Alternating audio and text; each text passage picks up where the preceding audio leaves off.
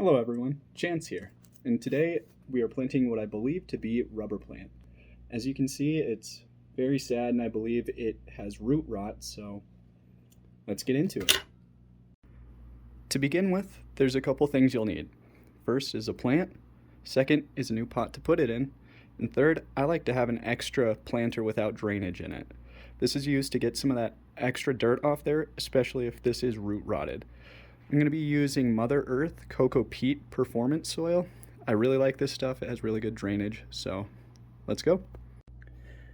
One of the first things I'll be doing is removing all these dead leaves. So a nice pair of shears can come in handy with that. Some of these are already kind of coming off, as you can tell, so just get them out of there.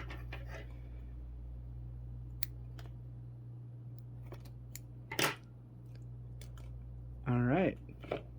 That should be good for removing and pruning the plant. This soil is still extremely damp up to the very top of it, so I believe somebody just kept watering this and watering it. With that being the case, we're going to need to take it out of this planter and then remove any excess wet dirt. After we've done that, we'll roughly know how much soil we need to add to this new planter, and then from there, it should be good to go.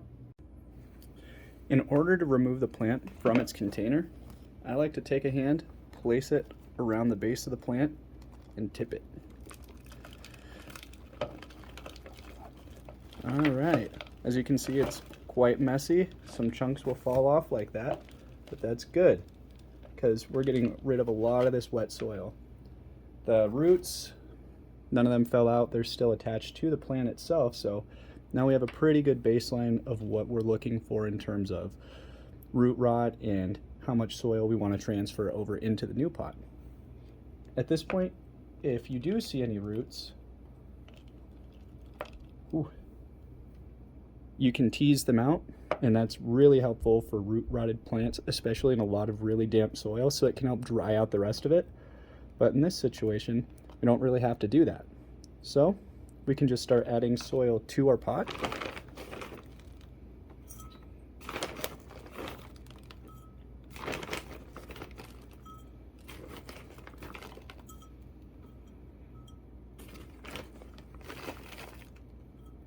And from here, you want to dig a little bit of a bowl into there or a low spot.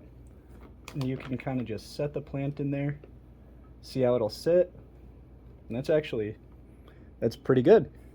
So from there, you don't want to just dump more soil onto the top of it. You want to evenly fill it around the sides. And it's nice if you have a plant table like this because you can make a big mess, but I can do whatever I want. This is my table.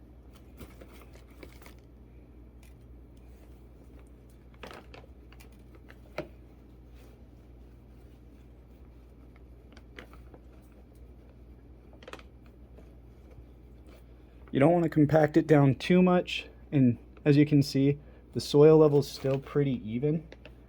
I did cover a little bit of it up, but watering it will help lower everything back down and get it to an even level. And in this situation, we don't want to add a ton of water to it just because root rot is a concern. So if you do have a watering pail, it's nice to just add a tiny bit of water.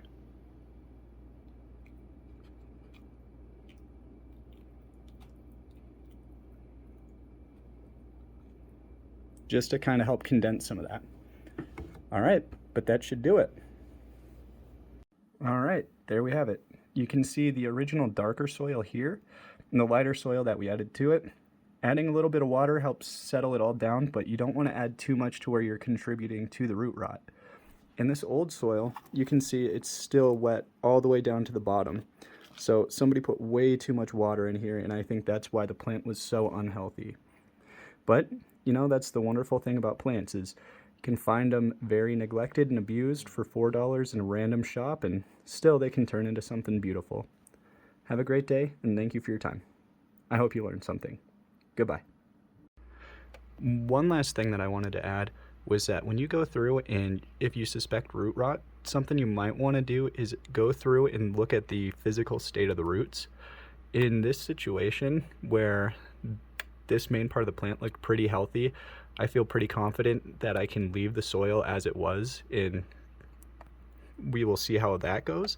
But yeah, if it gets worse, one thing you can do is take the plant completely out of the soil, wash it off, cut off any clearly rotten parts, and then put it into new soil. But since this is a new environment for this plant and a new soil it's mixed in with, I really don't want to shock it too much. So I kind of want to preserve some of whatever setting it was in. The main stock looks pretty healthy, so we'll see how it goes. Have a good day. Goodbye.